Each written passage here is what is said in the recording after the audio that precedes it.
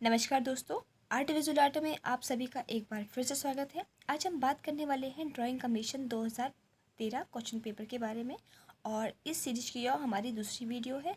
और इससे पहले मैंने इसका एक पार्ट 1 में बना लिया है जिसमें मैंने 40 क्वेश्चन को सॉल्व कर लिया है। और आज हम 41 से आगे क्वेश्चन को स्टार्ट करेंगे और जिसमें हमारे पूरे 40 क्वेश्चन यानी कि हम 80 क्वेश्चन नंबर 80 तक आज हम इसको सॉल्व करेंगे। तो जो आपके आने वाले डीएम के एग्ज़ाम या कोई भी आर्ट से रिलेटेड जो भी एग्ज़ाम है आपका, उसके लिए काफ़ी हेल्पफुल हो सकते हैं। तो आइए अब देखते हैं हमारी आज की वीडियो का। हमारा पहला क्वेश्चन है कि सामान्यतः कला के 2 विभाग कौन से माने गए हैं। ऑप्शन में है ए ललित कला व चित्रकला, संगीत कला व ललित कला व उपयोगी कला, या ललित कला व स्थापत्य कला। इस तरह से इसका सही आंसर है कि सामान्य कला के 2 मुख्य विभाग माने जाते हैं, ललित कला व उपयोगी कला। ललित कला मतलब कि जो हमें आनंदित करे, और उपयोगी कला कि जो हमारे लिए जो हमारी ज़रूरतों को पूरा करे या जिससे हम अर्निंग कर सके। तो यही 2 भाग वो कला के माने गए हैं। तो C is the right answer. Next आगे बढ़ते हैं 42 क्वेश्चन पे कि भारतीय संस्कृति के 4 लक्षणों में से किसके साथ चित्रकला का संबंध है। तो ये आपको बताना है। ऑप्शन में है धर्म, काम, अर्थ या मोक्ष।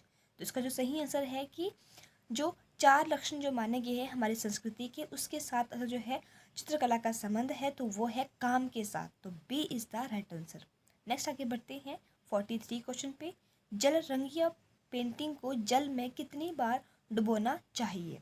ऑप्शन में है ए 2 या 4 बार, बी 2 या 5 बार, सी 2 या 8 बार, या डी आवश्यकता अनुसार। इसका सही आंसर है, जैसे आप सभी को पता है कि आपने जल रंग में पेंटिंग को बनाया होगा, तो उसमें जब हम पेंटिंग बनाते हैं तो उसकी शीट होती है, उसका धरातल होता है, तो उसको हम जल में आवश्यकता के अनुसार उसमें डुबोते हैं कि हमें जितनी आवश्यकता है, हमें जिस तरह की पेंटिंग बनानी है जल रंग के साथ, तो उसी के अनुसार हमें पानी की आवश्यकता होती है। तो हम अपनी ज़रूरत के अकॉर्डिंग ही उस शीट को पानी में डुबोएंगे। तो D is the right answer. Next आगे बढ़ते हैं 44 क्वेश्चन पे कि पोस्टर रंगों में किस रंग का अधिक महत्व है। ऑप्शन में है सफ़ेद, लाल, हरा, पीला या काला। तो जो भी हम पोस्टर बनाते हैं मोस्टली अप्लाइड आर्ट वाले स्टूडेंट, तो या जो भी स्टूडेंट बनाते हैं, तो उसमें सफ़ेद रंग का हमें बहुत अधिक महत्व रहता है। तो ए is the right answer. Next आगे बढ़ते हैं 45 क्वेश्चन पे, दरवाजे, चौकी या कालीन में किन रंगों का प्रयोग होता है। तो ऑप्शन में है ए मध्यम रंगों का, महीन रंगों का, गहरे रंगों का, या मध्य एवं गहरे रंगों का। तो इसका सही आंसर है कि अगर हमें दरवाजे या चौकी या कालीन पर रंग यूज़ करने हैं, तो उसमें हम गहरे यानी कि डार्क रंग यूज़ करेंगे। तो C is the right answer.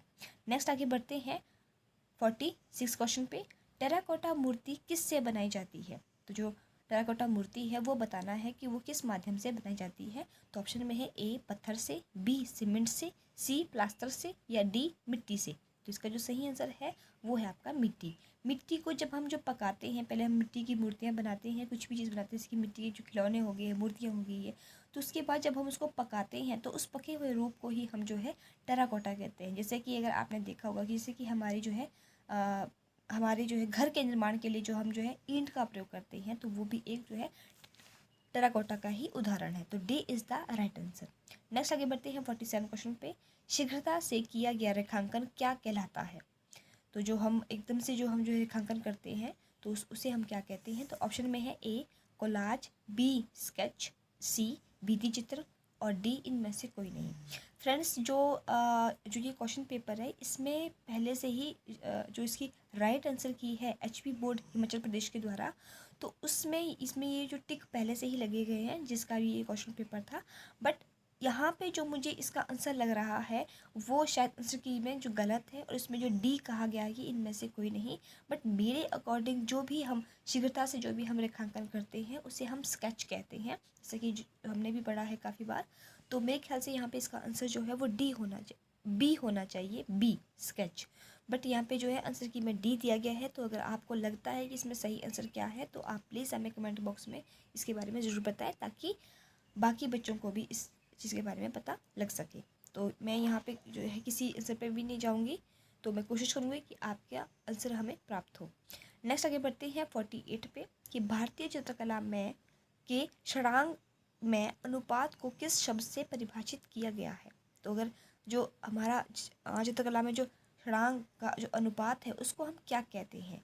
तो ऑप्शन में है ए सादृश्य, बी लावण्य योजना, सी वर्णिका भंग या डी प्रमाण। तो उसे हम कहते हैं ऑप्शन नंबर डी यानी कि प्रमाण। जो हमारा अनुपात होता है उसको परिभाषित करते हैं प्रमाण के साथ। तो D is the right answer. Next आगे बढ़ते हैं 49 क्वेश्चन पे। कला के संदर्भ में कलम का पर्याय है।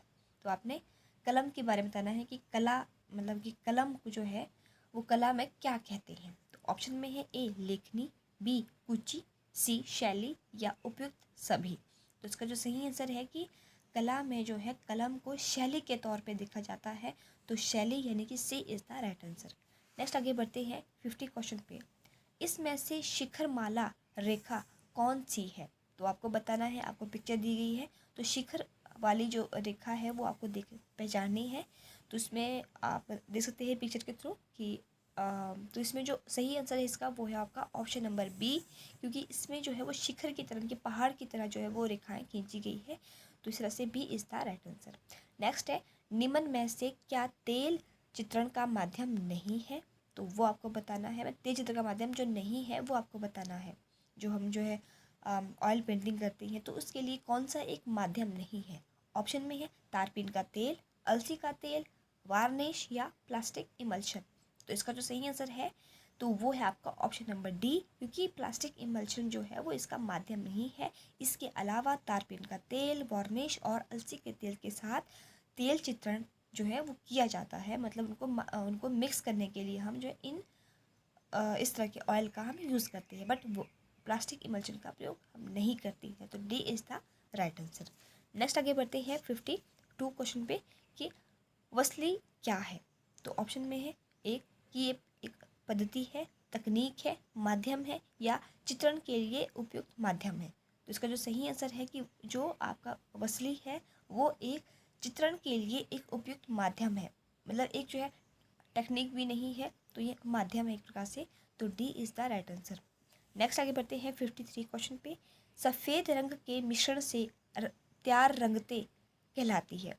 जो भी हम जो सफ़ेद रंग को मिक्स करके जो हम कोई भी किसी भी रंग में अगर हम सफ़ेद रंग मिक्स करते हैं तो उससे जो हमें रंगतें प्राप्त होती है उसे हम क्या कहते हैं। तो वो आपको बताना है। ऑप्शन में है ए शेड, बी तान, सी प्रकाश या डी टिंट।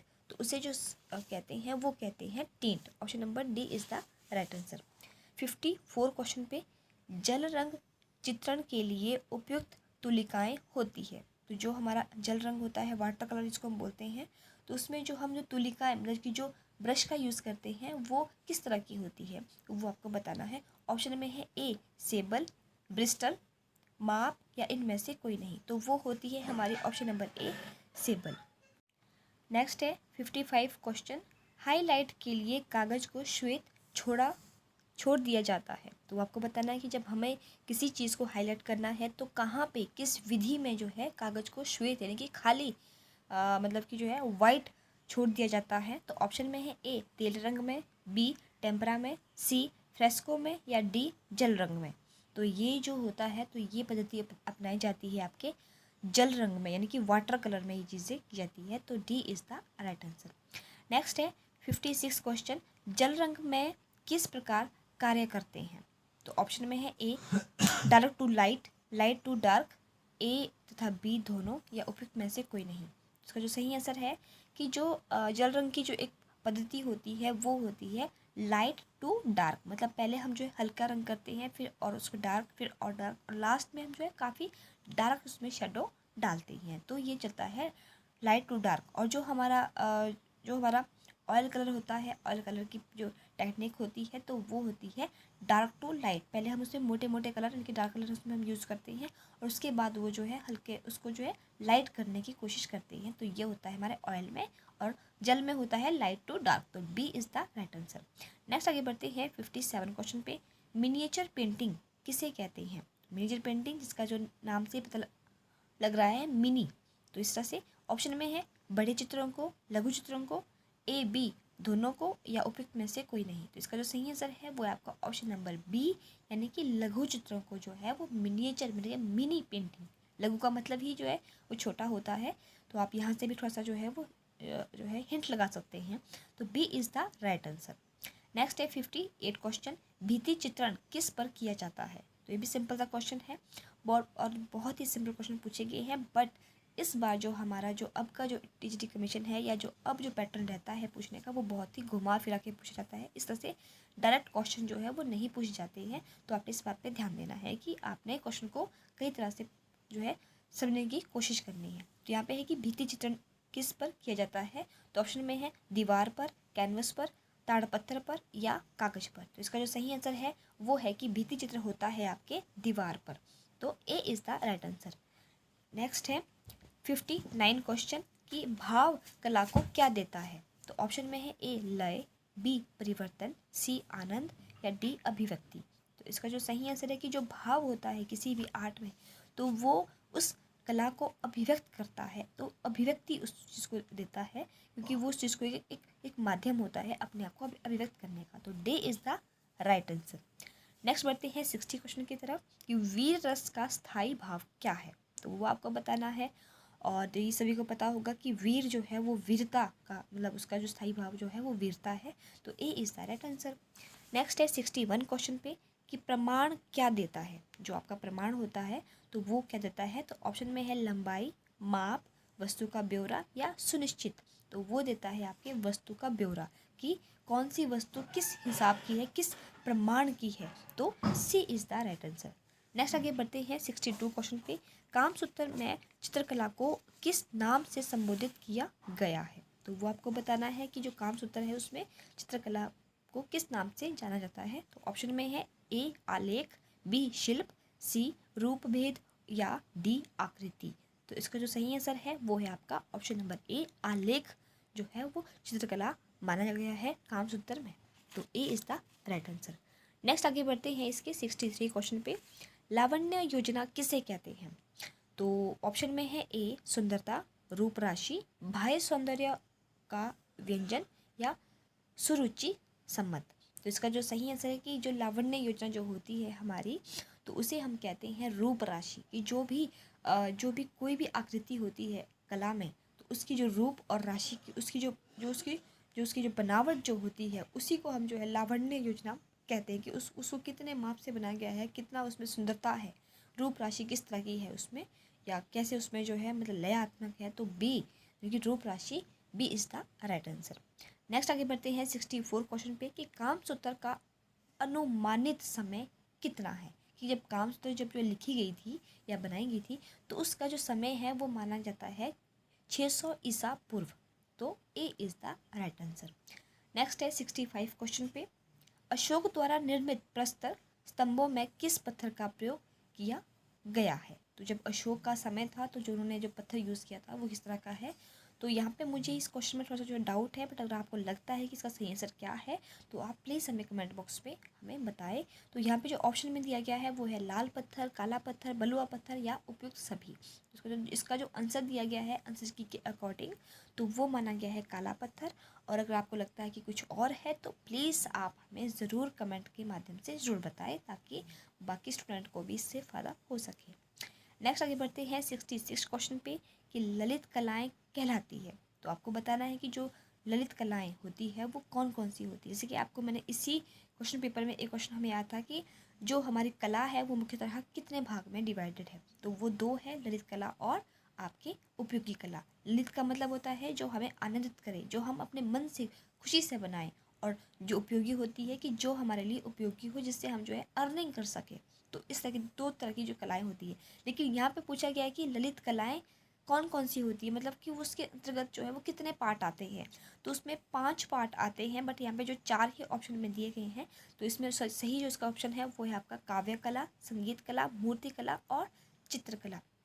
तो इस तरह से ए इज़ द राइट आंसर। यहाँ पे इसमें स्थापत्य कला भी एक जो होती है, स्थापत्य मतलब जिसमें हम जो है भवन निर्माण करते हैं तो वो भी इसमें होता है। बट यहाँ पे 4 ही ऑप्शन में दी गई है, मतलब कि 4 ही इसमें जो कलाएं लिखी गई है। तो यहाँ पे हम इसको इसी को लेंगे तो ये है आपकी A. A is the right answer. Next आगे बढ़ते हैं 67 क्वेश्चन पे कि अमृता शेरगिल पर भारत आगमन पर प्रभाव पड़ा। कि जब अमृता शेरगिल जो कि हमारी भारत की जो पहली फेमस आर्टिस्ट थी, महिला आर्टिस्ट थी, और जो जिनका संबंध पंजाब से था, और शिमला में भी इनका एक अपना भवन बना है समर हिल में। तो ये बहुत बहुत ही फेमस आर्टिस्ट है, बहुत ही, और इनका जो बहुत ही कम उम्र में ये जो इनका निधन हो गया था। और ये वैसे इनकी ये वैसे जो है हंगरी में रहती थी, क्योंकि इनकी जो मदर थे वो जो है हंगरी थे और उनके फादर जो है वो पंजाब के थे। तो जब ये भारत आए थे तो कहाँ का प्रभाव जो है वो इन पे पड़ा था, तो वो आपको बताना है। तो ऑप्शन में है ए अजंता चित्रों का, लोक कला का, राजस्थानी चित्रों का, या उपयुक्त में से सभी का। तो इसका जो सही आंसर है वो है अजंता चित्रों का। कि जब वो भारत आई थी तो उन्होंने अजंता के चित्रों को देखा था, तो उससे वो बहुत ही प्रभावित हुई थी। और उसके साथ साथ जो यहाँ के जो लोगों का जो रहन सहन होता है उससे भी वो बहुत ही प्रभावित हुई थी। तो बट हम यहाँ पे लेंगे अजंता चित्रों को। तो ए is the right answer. Next आगे बढ़ते हैं 68 क्वेश्चन पे कि हवाई जहाज का काल्पनिक स्केच सबसे पहले कौन से कलाकार ने किया था या बनाया था। तो ऑप्शन में है ए गोमा, बी जिमोलो, डी सी डोमेनिको गिर गिरलैंडियो लियोनार्डो दा विंसी। इसका जो सही आंसर है, तो सबसे पहले जो हवाई जहाज का जो स्केच बनाया था, काल्पनिक स्केच जो बनाया था, तो वो बनाया था आपके लियोनार्डो दा विंसी, जिन्होंने एक और कृति बनाई है जिसका नाम है मोनालिसा, जो कि इसी क्वेश्चन में पूछा गया है। तो इस तरह से भी जो है क्वेश्चन को बार बार पूछने की संभावना है। तो D is the right answer. Next है 69 क्वेश्चन कि सिंधु घाटी सभ्यता का वह स्थल जहाँ पर पक्षियों, पशुओं व मानव चित्रों को दर्शाती गुफाएं, प्राचीन गुफाएं मिली है, तो वो आपको बताना है। तो वो है आपका भीमबेटका, वनवली, लोथल या सर कोटरा। तो वो जो है जहाँ पे हमें सिंधु घाटी सभ्यता से कोई भी जो है चित्र मिले हैं, पशु पक्षियों के चित्र मिले हैं, तो वो है आपकी ऑप्शन नंबर ए, यानी कि भीमबेटका में। तो ए is the right answer. Next है 70 क्वेश्चन पे नर्तकी की कांस्य मूर्ति सिंधु घाटी सभ्यता से संबंधित किस स्थल से प्राप्त हुई है, तो वो आपको बताना है। तो वो है आपके ऑप्शन में है मोहनजोदड़ो, हड़प्पा, लोथल या कालीबंगा। तो इसका जो सही आंसर है वो है आपके मोहनजोदड़ो से। तो ए इज़ द राइट आंसर। और ये जो कांस्य की मूर्ति है ये बहुत ही छोटी है आकार में, यानी कि 10.4 सेंटीमीटर इसकी जो है वो हाइट है, बट ये बहुत ही सुंदर है। तो और ये वर्तमान में दिल्ली म्यूज़ियम में रखी गई है, तो आप चाहे तो उसको वहाँ पे देख सकते हैं, और जो कि बहुत ही प्यारी है। नेक्स्ट है 71 क्वेश्चन गायत्री मंत्र किस देव को समर्पित है। तो ये आपको बताना है कि जो आपका गायत्री मंत्र है वो किस देव के लिए समर्पित है। तो ऑप्शन में है ए जल, अग्नि, धरती या सूर्य। तो आप सभी को पता है, तो ये है सूर्य भगवान को समर्पित है। तो D is the right answer. Next आगे बढ़ते हैं 72 क्वेश्चन पे जैन धर्म में कितने तीर्थंकर हुए हैं। तो ऑप्शन में है 23, 24, 25, 26। उसका जो सही आंसर है आप सभी को पता होगा, तो वो थे 24। तो B is the right answer. Next है 73 क्वेश्चन शाकन्य मुनि नाम से कौन प्रसिद्ध है। ऑप्शन में है ए गौतम बुद्ध, बी महावीर, सी संदीपनी या डी वशिष्ठ। इसका जो सही आंसर है वो है आपके गौतम बुद्ध जो थे वो शाकन्य मुनि के नाम से प्रसिद्ध थे। तो ए is the right answer. Next है 74 क्वेश्चन वज्र किस देव का मुख्य अस्त्र है। तो ऑप्शन में है ए सूर्य, बी इंद्र, सी शिव या राहु। तो इसका जो सही आंसर है कि वज्र का प्रहार, जैसे आपने सुना भी होगा, तो ये जो है वो इंद्र देवता का अस्त्र है। तो A B is the right answer. Next है 75 क्वेश्चन पाली भाषा में लिखित त्रिपिटक किस धर्म से संबंधित साहित्य है। तो ये भी बहुत ही अच्छा क्वेश्चन है। तो ऑप्शन में है ए जैन, बौद्ध, हिंदू या पारसी। तो इसका जो सही आंसर है वो है आपके बौद्ध धर्म, क्योंकि त्रिपिटक जो है वो बौद्ध धर्म का एक जो है धार्मिक ग्रंथ है, और ये पाली भाषा में इसको लिखा गया है। तो पे इज़ द राइट आंसर।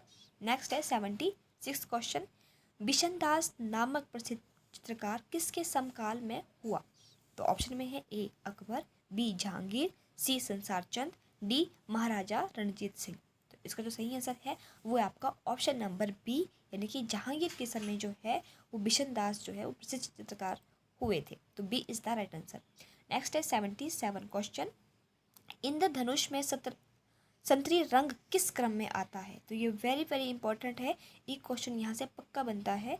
तो वो जैसे कि आपको पता है कि जो इसका जो एक इंद्रधनुष की जो रंगों का जो एक ट्रिक होता है वो होता है विबग्योर करके। तो वो आपने इस तरह से इसमें 7 कलर उसमें आते हैं। तो इसमें पूछा गया कि संतरी रंग जो है वो कहाँ पे आता है, तो वो आता है हमारे 6ठे नंबर पे। तो C is the right answer. Next है 78 क्वेश्चन। सिख धर्म के गुरु जो तलवार व कलम दोनों के धनी थे। तो वो आपको बताना है कि जिनको जो है तलवार की नॉलेज भी थी और साथ में कलम की नॉलेज भी थी, तो वो थे हमारे गुरु गोविंद सिंह जी। तो यहाँ पे डी, ऑप्शन डी यहाँ पे हमारा सही आंसर हो जाएगा। नेक्स्ट आगे बढ़ते हैं 79 क्वेश्चन पे कि राष्ट्रीय पक्षी मोर निम्न में से किसका घोतक है? ऑप्शन में है ए समृद्धि का, सुंदरता एवं सौम्य का, सी शांति एवं सहिष्णुता का, या नृत्य व लोक कलाओं का। तो जो हमारा जो राष्ट्रीय पक्षी जो मोर है वो प्रतीक माना जाता है सौंदर्य व सौम्यता का।